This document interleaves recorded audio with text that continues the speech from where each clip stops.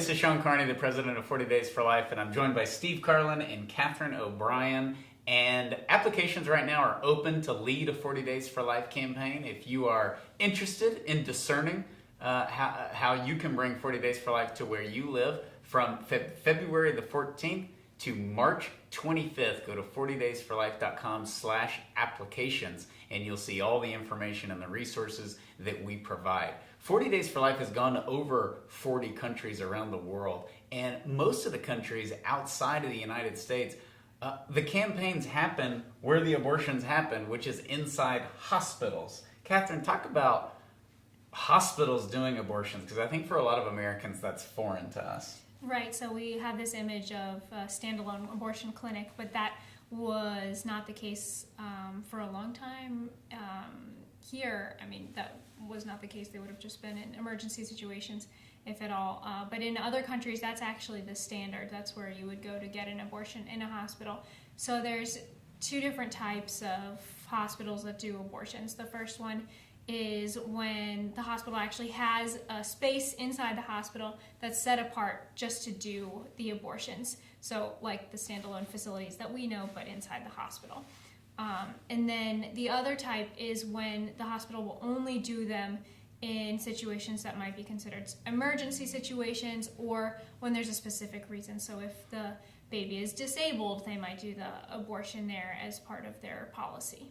Well, today we want to cover just 5 reasons why you should consider doing a 40 Days for Life campaign outside of your hospital once you know your hospital actually does abortions. And reason number 1 is the example we've used a lot in St. Paul, Minnesota, where Brian Gibson courageously led 40 Days for Life campaigns outside of Regions Hospital.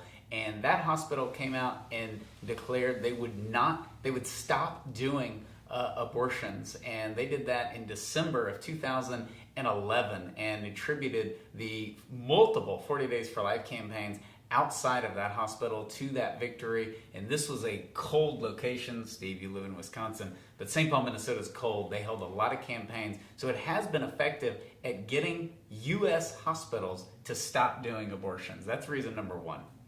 Reason number 2 to consider hosting a 40 Days for Life campaign at your local abortion-providing hospital is that hospitals are busy places. There's a lot of traffic, and it might be easy to say, we don't know who's going there to see a dermatologist and who's there for an abortion, so we're not really going to have access for our sidewalk counselors. It would be easy to say that, but look on the other side. Hospitals are high-traffic locations. There's a lot of people coming in and out. They're oftentimes in urban areas. You have a tremendous opportunity to witness to a large number of your fellow citizens through the public witness efforts in front of that local hospital. And reason number 3 that we have to do a 40 Days for Life campaign in front of your local hospital that does abortions is because hospitals doing abortions really mainstreams abortion. It makes it a legitimate healthcare practice because it's in a hospital. So we want to do everything that we can to change the culture on this. And if it's surprising to people if there's a 40 Days for Life campaign outside of a hospital because there's abortions going on in the hospital. People don't expect to see a prayer vigil outside of a hospital. You don't see prayer vigils outside of knee replacement centers and things like that. So it really gets people to think if they're walking in, as Steve said, it's high traffic. You get all sorts of people walking into the hospital. And if they're walking in for some other procedure and they see this prayer vigil to end abortion in front of the hospital, it'll take them aback and maybe consider using a different hospital in the future, as well as show that we are not for abortion as being considered a healthcare practice. It does that externally to people driving by, but it also does it internally. For those working in the hospital, some of the staff don't know that they may do abortions in the hospital. And so reason number 4 is to help edify the medical profession of your community. I mean, it is shameful and reflects poorly upon an otherwise respectable institution for a hospital to be doing abortions. And there's already that internal conflict because you have people that are pro-life on the inside. But when a hospital is held to a standard of real health care, that's a great reason to do a 40 Days for Life campaign. I've written a letter to a very respectable medical institution where their abortionist was traveling to multiple abortion facilities to do abortions, and I just let them know about that through a letter, and they fired the abortion doctor. They did not know he was doing that. And so there is a certain standard within medicine. Nobody grows up wanting to be the best abortionist in the world. Abortion doctors don't brag about their career at cocktail parties. And so when you are out there, you're letting the public know that abortions go on in a hospital. You're also letting those who work inside know that they're living below the standard of the medical field. I led a 40 Days for Life campaign in front of a university hospital facility that was getting ready to begin performing late-term abortions on campus. And the pro-life medical professionals in that building were under the gun. They were under a lot of pressure. They were fearing for their jobs. The university was sending signals that they were going to compel these professionals to assist with abortions, and they were in a place where they were, in some cases, on the brink of despair. And after that late-term abortion plan was scrapped, one of the pro-life doctors spoke at our 40 Days for Life kickoff rally, and she said, on some of our worst days, the darkest days, we would go out to the window and we would look out and see you in the rain or the snow or the heat or whatever the weather was, and we would find the courage that we needed to go on. So it really edifies you. And we also would have events where we'd have maybe one of our rallies out in front of that hospital facility, and it was always an exciting sight as the pro-life doctors would come out and they'd walk down the line of prayer volunteers and shake every one of their hands, thanking them for being present. So that's a great memory. And our fifth and final reason for hosting a 40 Days for Life campaign in front of your local abortion-providing hospital is that it saved lives. Sean, you mentioned in the Twin Cities the campaign at Regions Hospital.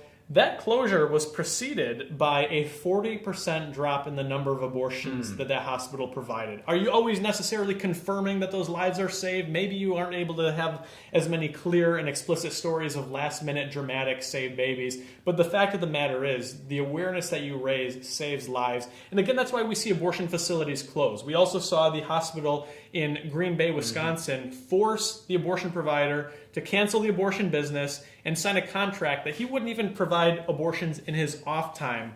When that abortion business closed, the local leader sat down with one of the pro-life doctors and he said, "Doc, do you think 40 Days for Life had anything to do with this abortion center closing?"